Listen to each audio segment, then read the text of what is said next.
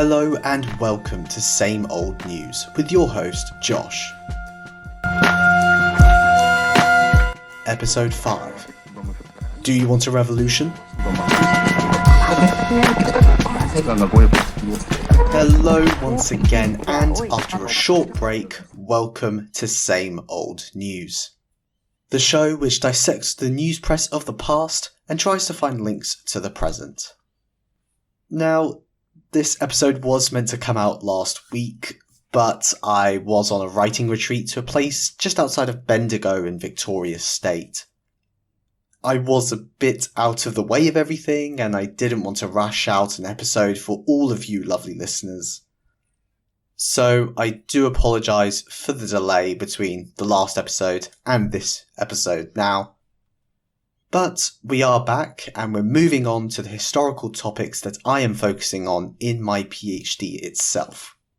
So let's just get straight into the multiple angles that we need to consider when looking at my specific topic. Now, when considering the impact of the conservative or right-wing press of the period 1780 to 1830, we need to consider all of the following: the age of reform in tandem with British corruption, religion in the form of anti-Catholicism and the Anglican versus dissenter debate, questions over the practice of slavery, both the anti and pro-abolition sides, Britain and its empire, and a myriad of other things, including our focus today, responses to the age of revolutions. Before we get into that though, just for a little bit of context, even if we give each of these topics their own individual episode, we have to understand that these topics and ideas are all interconnected in this period. All of the issues flow into each other, and the rhetoric in one of these debates would naturally be used across the spectrum of other debates. But they also have their unique language and rhetoric, which is employed into what I'm calling this sort of larger conservative, in quotation marks, discourse.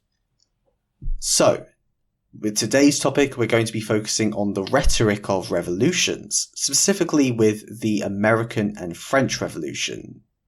But more attention is going to be given to the French Revolution in this specific episode. Now, one thing we established in episode 3, please go back and listen to that if you haven't, was that conservative ideology showed hesitancy with large-scale revolutionary change. That, at least, is what we attributed to Burke in his book Reflections on the Revolution in France from 1790. But using just his work would not get us to understanding what it was that pushed people to fear the concept of drastic change or revolution. One thing I want to make clear here is that these changes were not feared for the concept of change in itself. Neither was it solely a fear of the violence involved in those revolutions, although that is a contributing factor. One thing that most people observe when looking back on conservative responses to these revolutions is a sense of fear or mania surrounding the concept of invasion or brutal death from these revolutionary forces. And this fear seems to have been brushed away or ridiculed even in present popular perspectives. But as historian Rachel Hope Cleaves has explained in her 2010 article on transatlantic anti-Jacobinism, these concerns, quote, must be taken seriously as the real fears of men without the advantage of historical hindsight, end quote. So with that in mind, we need to take these fears quite seriously. So now that we've established that the emotions and the opinions of these people doesn't have the historical hindsight that we have the advantage of, let's see what they were thinking in response to both of these revolutions. So let's start off chronologically and ask, what was the response firstly to the American Revolution? Now, to explain the causes of either the American and French revolutions would be an episode each in themselves, so I would suggest that you listen to podcasts or read a few books on them if you want to get a really detailed explanation of the real reasons these occurred.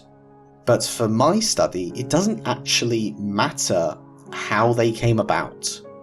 What I care about is rhetoric surrounding how they are perceived. And political dialogue, especially in this period, as with any period to be honest, does not deal in truths. It dealt in perception, language, rhetoric, etc., etc. So, what were those responses on the conservative angle? Well, in short, they despised the revolution. They saw the American colonists as betraying Britain, whom they saw as fellow Englishmen.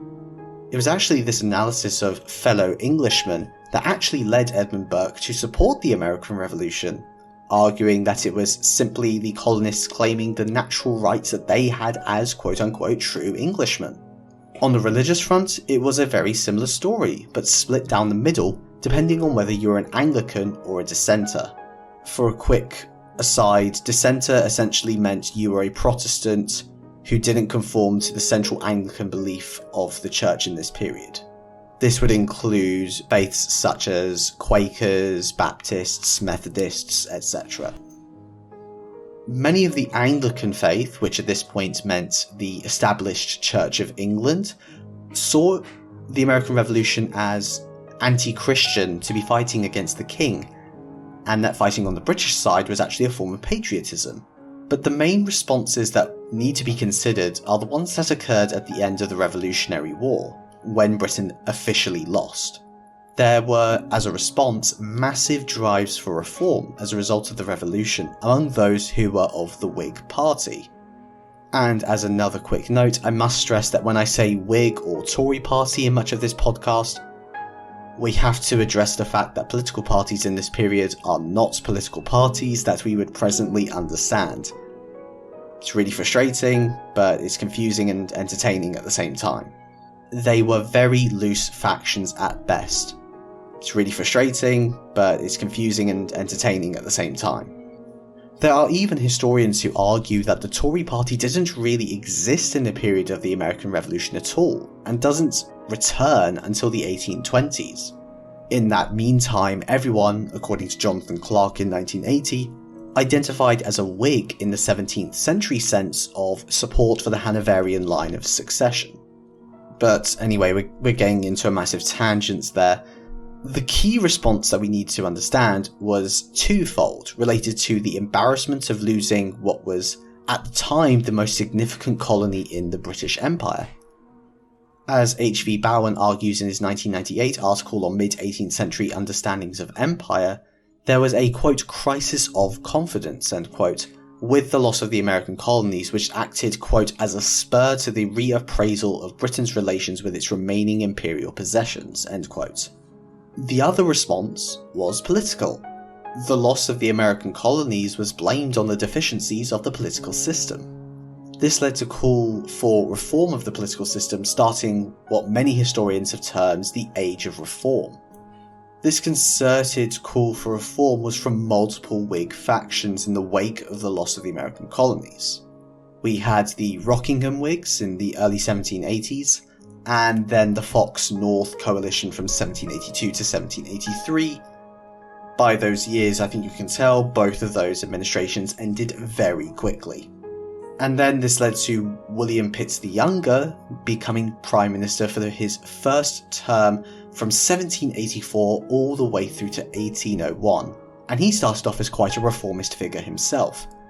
One of his first big moves was to bring in a reform of the East India Company in what became known as Pitt's India Bill from 1784. Okay, so the American Revolution was more of a brief overview, since that revolution I am not as focused on in my research and I'm not as much of an expert on. I'm not as focused on it also because I see the conservatism that I am arguing for my thesis as not really coming into play until the 1790s and the French Revolution. At least not as an organised political rhetoric. But conservative opinion had existed for a very long time, and in fact just got given a fire underneath it with the early 1790s. So what happens with the French Revolution then? Frankly, not too much at first in 1789. The radicals' side of the debate on reform and the British Constitution gets started with support of the French Revolution, starting a pamphlet war. And to be honest, they were winning at first. William Pitt, who is still Prime Minister, was still quite a reformist at this point. The general populace is believed to have been quite in favour of the French Revolution, and saw it coming to Britain as a second glorious revolution. The Glorious Revolution being from 1688 and established the political and constitutional system still in place today. This general support sees the revolution as a good thing and a case for reform in Britain itself. And it was argued as such in pamphlets and newspapers, most notably by names such as Richard Price and Thomas Paine in the late 1780s and early 1790s. Burke's Reflections on the Revolution in France is actually a response to Richard Price, and then Thomas Paine is actually responding to Burke in his next upcoming work. Things make a very big change though once you get to what became known as the Terror in late 1792. And it's the response to this that we will be focusing on for the rest of the episode. So, what happened? Obviously in radical circles they still spoke in favour of the French Revolution and the push for reform of the system. But the radical side, until more recent decades, was the focus in the historiography. There has now been in the past few decades a more of a drip feed of understanding contemporary conservatism through names such as Kevin Gilmartin, Mark Philp and Frank O'Gorman. Gilmartin has written on literary conservatism of this period through the use of newspapers, political treatises, books and other literature. Frank O'Gorman also looked at books, what became known as the anti-Jacobin novel, and he found dozens of these from the 1790s. And Mark Philp in a 1993 article focused on what he termed vulgar conservatism. He defines this as conservative writings which focused on non-aristocratic readers, the general working and lower middle class population. Philp uses loyalist associations, otherwise known as Reeves associations, named after the founder of the first loyalist association, John Reeves, as his subject of analysis. He shows that these loyalist associations focused on writing pamphlets with the non-ruling classes in mind. This is why he uses the term vulgar conservatism. The pamphlets that he was focusing on were usually cheap tracts like those written by Hannah More, and were usually structured as a debate. The most oft-cited form of pamphlet of this vulgar conservatism would be a discussion between two people, one being the loyalist to the British Constitution and the conservative forces, and the other either a Jacobin or someone being tempted by Jacobin ideas. These pamphlets were always structured to show the strengths of the loyalist argument and have the loyalist side win the debate. But these pamphlets are just one strand of conservative thinking. So, what about my focus on newspapers? What were they doing? So, from various sources I have found the following information, which I am still investigating further. The government at the time is under William Pitt, and he had been quite a reformist force in his first few years as Prime Minister according to some historians. But this had radically changed by the early 1790s and had become quite a conservative, most likely in response to the terror of the French Revolution. He wanted to push this conservative loyalist agenda, and he did this through the newspaper press. And a lot of money.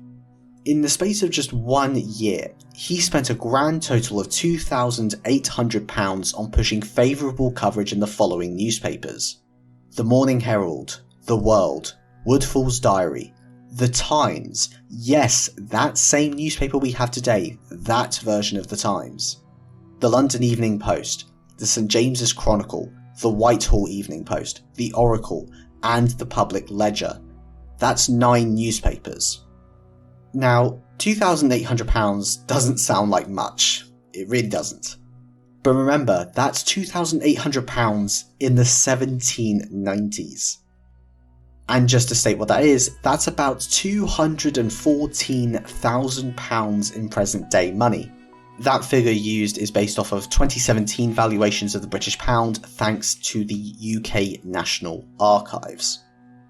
And remember, that's £214,000 of government money, not William Pitt's money. And you're probably thinking at this point, okay, so he spent around 200 grand on newspapers writing favourably for him. Is that it? No. We're just getting started. Because Pitt had 2 further newspapers, founded by members of the Treasury to spout pro-Pitt views, those being the True Briton and The Sun. Also in 1797, George Canning, then an MP but would later become the Foreign Secretary and then Tory Prime Minister, founded the aptly named Anti-Jacobin, which later became the Anti-Jacobin Review. The government were clearly very keen to use the newspaper press to its advantage. Now, the impact of these newspapers is debated, and rightly so, but I would argue that most historians look at their impact through just the newspapers themselves, which I think is a very limited analysis. I would argue their impact was actually quite important.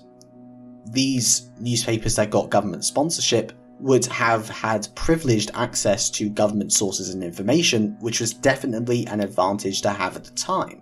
You had the drop on your competition. Also, these newspapers are not alone in the media landscape. They were part of a larger print media. These government-sponsored newspapers all contributed to the language being used by other conservative and anti-Jacobin publications we have already spoken of here. The novels, the pamphlets, speeches, political treatises, etc., etc. The newspaper press was an important strand of this larger conservative print culture and language that was winning the French Revolution, at least in Britain.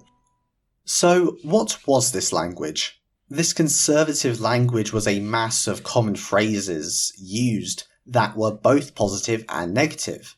The former, the positive, represented those who were for the current social and political state, that being themselves. And the more negative language represented radical, reformist and Jacobin agendas, those that they construed as enemies of Britain. And usually this was broken down into the word Jacobin. And in this period, this language came to be known overall as anti-Jacobinism. Words and phrases to look out for on the positive side would be the spirit of the Constitution, loyalty and loyalism, specific discussions of Britons, British or Englishmen. Also claims to religiosity, especially in the Anglican tradition of church and king. And of course, since I mentioned the king, pro-monarchy language was also being used. Now, some of these phrases were being used by radicals as well, especially on the concept of Englishmen and Brits. So, the meaning of a word or phrase needs to be contextualized by who is saying it and in what context they're using it. It can be used for positive and negative connotations, even if it has the same meaning, depending on who's using it and for what purposes. On the negative side, you would see the obvious epithet of Jacobin to describe many radical and reformist agendas as a bit of a smear term. But also words such as rabble, Democrats, levellers, and Republicans. Democrat is the one I'm going to pick out here, as that might surprise a few listeners. We need to understand that democracy had different connotations in this period, as explored in another work by Mark Philp. In conservative circles, it had the connotations of a dirty word, while on the more radical end it became almost a badge of honour in the face of that negative discussion by conservative thinkers. Again, this shows we need to be careful to contextualise meaning by who said it and in what context. Another big one was that epithet of Jacobin. We need to look into that a bit more. And it was expanded upon by historian Michael Davis with the idea of the Jacobin as a sort of, quote, folk devil. Think of it in this way. In conservative circles, the Jacobins were being described as evil and their aims as being deadly for the British Constitution and British political and social life. But what is important as well is that writings on Jacobins, as argued by Davis, would be given a more numerical figure. This was to give a sense of volume and a number of enemies living amongst those loyalists reading. This is that fear that is running through the ruling class in Britain at this time. There seemed to be a quantifiable mass of Jacobins living in Britain. It is also why I stressed earlier Rachel Hope Cleave's point about those fears. They may seem irrational to us now, but without hindsight and all of these publications coming out faster than you can comprehend, it is very easy to get whipped up into a frenzy. And the press is one constituent part of that larger frenzy. The historian that actually gave the most comprehensive summary of all of this language, positive and negative, in relation to conservatism is Harry Dickinson, and he did this all the way back in 1977 in his book Liberty and Property. Since then, I would say that the language of anti-Jacobinism has been fleshed out a lot more, but Dickinson looks at the development of conservatism as an ideology in the 1790s in one of his chapters. This ideology of conservatism being formed as a response to radicals and their interpretation of John Locke's theories of human nature and the state, otherwise known as the social contract. Dickinson's interpretation of 1790s conservatism does focus on Edmund Burke a lot. However, he does admit that discussions attacking the Lockean argument of radicals are not present in Burke's work. So there are further ideological developments occurring outside of Burke's writing. But Dickinson's conclusion is that at the centre of this 1790s conservative ideology is the faith in the British Constitution as it had stood for 100 years. But there was also a negative outlook to Jacobin reforms. Not against reform as a concept per se, as long as it does something that maintains the Constitution's central structure. And then he goes into very Burkean ideas of sort of the organicism, traditionalism, that sort of stuff that we've already gone over before. But the final thing I want to focus on today is anti-Jacobin conservatism, but outside of the British Isles. I think this is one misconception about the anti-Jacobinism and conservatism of the 1790s, is the idea that it was housed solely in Britain. This is simply not the case. You see conservative rhetoric being spread out globally and returning to Britain. There were global movements of opinion and information going across seas and continents inside and outside of the British Empire itself. The first one I briefly mentioned towards the start, but I'll bring it back into your minds now. The concept of transatlantic anti-Jacobinism. This has been explored through the movements of newspapers and pamphlets between Britain and America. This has led many to argue that anti-Jacobinism was not solely a British thing, but rather a larger network of opinion. One example is the radical writer Sir William Cobbett, famed for his weekly radical paper in the 1800s, Cobbett's Weekly Register. But in the 1790s, he was not a radical. He was actually an anti-Jacobin conservative. He was also, at this time, in exile in America, and he was writing the newspaper called The Porcupine for British and American readers, using sources from Britain and France, and was conversing with American thinkers in his publication as well. This is what I think we mean when we say transatlantic anti-Jacobinism. These movements of information across the Atlantic Ocean to different sites and spaces which influence how that opinion is being formed and the language being used, as well as who's being involved in that debate. It expands anti-Jacobinism outside of Britain and understands it as a more transnational opinion. We see this as well when we zoom out to the British colonies itself. It is happening again, that anti-Jacobinism and conservatism, but with a bit of a time delay due to the length of time that it would take for news and writing to travel to them. Let's start with the first newspaper in Cape Colony. To simplify Cape Colony, it's technically South Africa, but remember it's not South Africa. Anyway, I digress. We could go through a whole half an hour debate about why it's called Cape Colony and why it's not South Africa. The first newspaper in Cape Colony, the Cape Town Gazette, was founded in 1800, and it started immediately with including letters and reports decrying the actions of the French and placed it all within a context of Jacobinism. One report from the 6th of September 1800 published a letter from Amsterdam which claimed to provide, quote, a just and true account of the state of our country, end quote, under French occupation.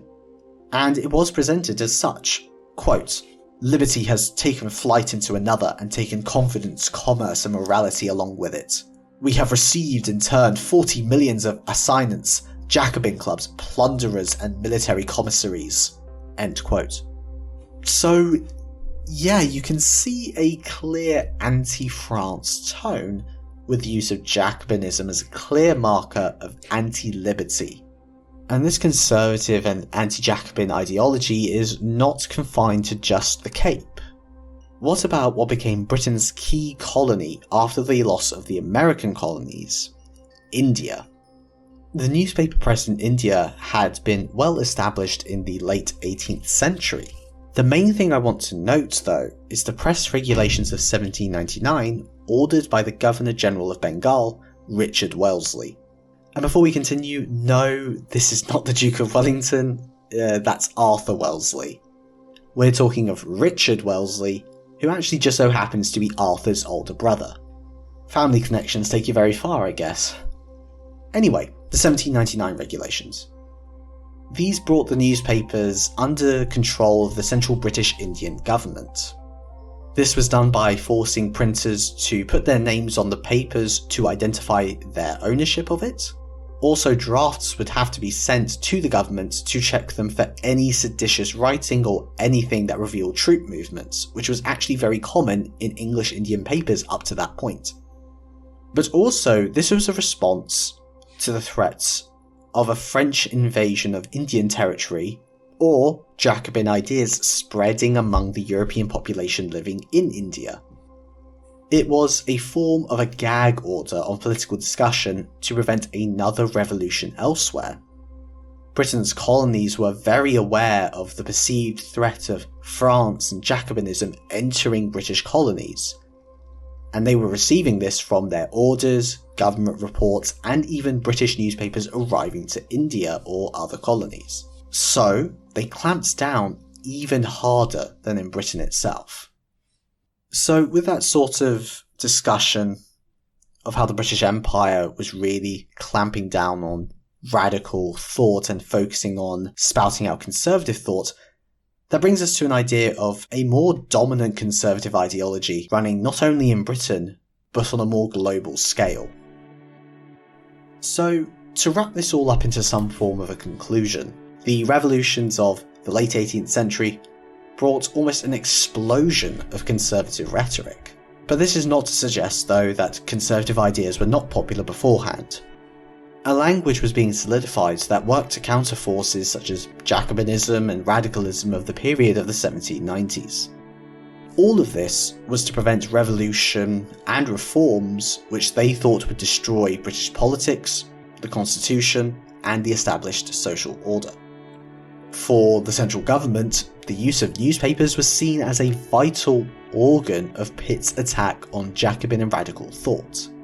And this expanded beyond the borders of Britain, and so our analysis of conservative ideology in this period needs to look beyond the concept of national borders, which actually limits and restricts our understanding of the development of ideas.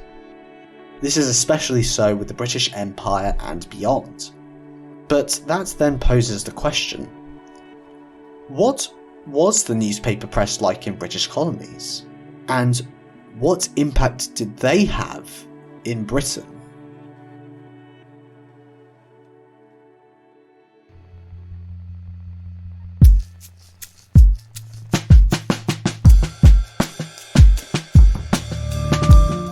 Thank you so much for listening to this episode of Same Old News.